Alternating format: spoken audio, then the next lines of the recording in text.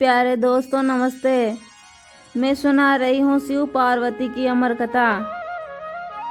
एक समय की बात है, माता पार्वती ने भोलेनाथ से प्रश्न पूछा, जिससे भोलेनाथ ने एक कथा सुनाई और अमर हो गया कबूतर का जोड़ा।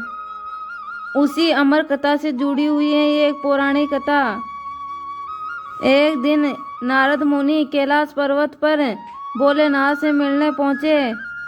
नारायण नारायण, प्रणाम माता। आइए देव ऋषि नारद जी।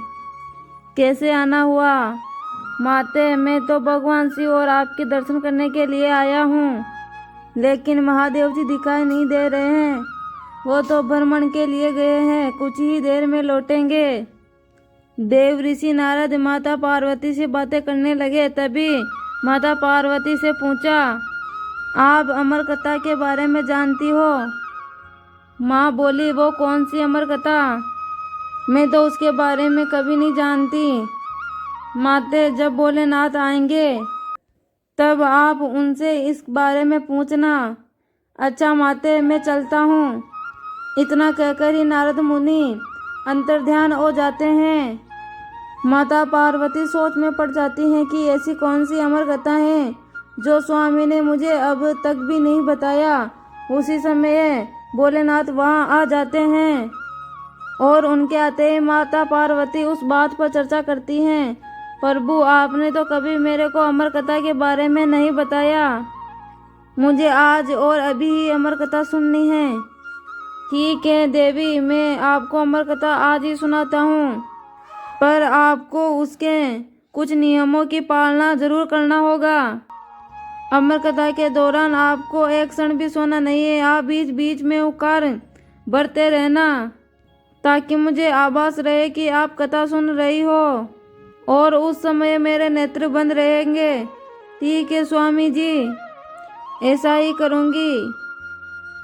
भगवान शंकर ने माता पार्वती से एकांत और गुप्त स्थान पर यह कहानी सुनने को कहा, जिससे कि अमर कथा कोई अन्य जीव ना सुन पाए, क्योंकि जो कोई भी इस अमर कथा को सुन लेता है वो अमर हो जाता है।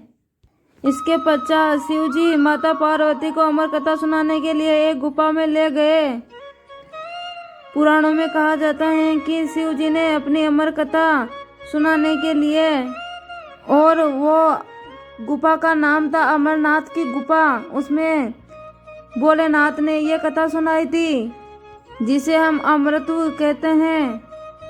प्रचलित कथा के अनुसार भोलेनाथ ने अपनी सवारी नंदी जी को बहल काम पर छोड़ दिया, जटाओं से चंद्रमा को चंद्रबाड़ी में रख दिया, और गंगा जी को पंचतरणी में तथा कंठ आभूषण सर्प को धरती पर छोड़ दिया। इस कारण इस पड़ाव का नाम शेषनाग पड़ा, और अगला पड़ाव गणेश पड़ता है। इस स्थान पर गणेश जी को भी छोड़ दिया था, जिसे माँ गुणा का पर्वत भी कहा जाता है।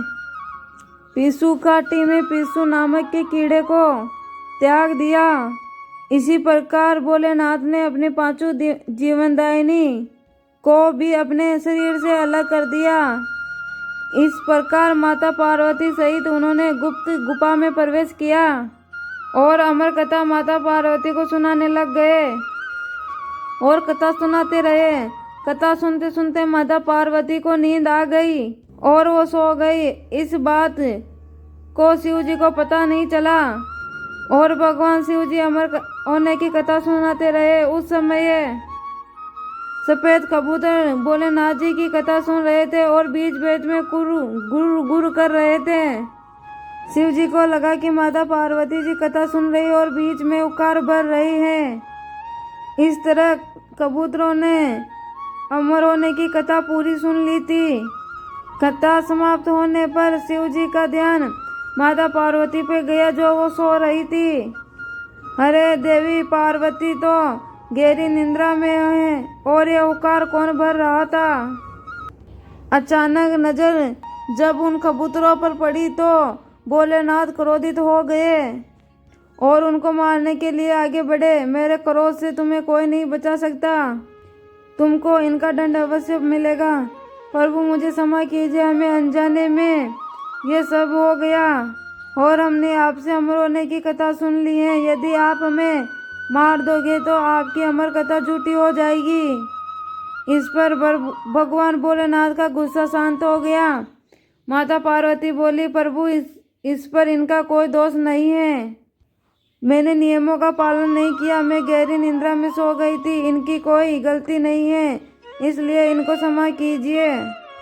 भगवान भोलेनाथ जानते थे कि अनजाने में सही, लेकिन कबूतरों ने अमर होने की कथा सुन लिया, इसलिए वो कबूतर अमर हो चुके हैं और महादेव ने उन्हें जीवित ही छोड़ दिया। भगवान भोलेनाथ के आशीर्वाद से उन कबूतर का जोड़ा अमर और अजर हो गया और कहते हैं कि आज भी इस जोड़े का दर्शन भक्तों को गुफा में प्राप्त होता है। जो अपने मन की श्रद्धा भाव से वहां दर्शन करने जाते हैं तो उनको ये कबूतरों का जोड़ा अवश्य ही दिखाई देता है। प्यारे दोस्तों, आज के लिए बस इतना ही। आशा करती हूँ कि आपको वीडियो पसंद आई होगी। वीडियो अच्छी लगी हो तो वीडियो को लाइक, शेयर, कमेंट और अपने YouTube चैनल को सब्सक्राइब कर देना। धन्यवाद।